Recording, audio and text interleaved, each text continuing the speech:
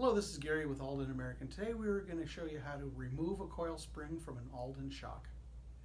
This is how you disassemble an Aldan American coilover shock. First we need to loosen the jam nut and take the jam nut off.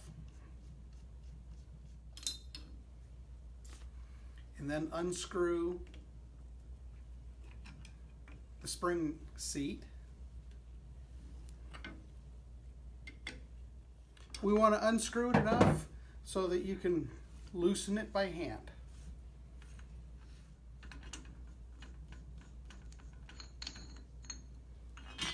And that is how you disassemble a coilover spring. Thank you for watching our video today. I hope that was helpful.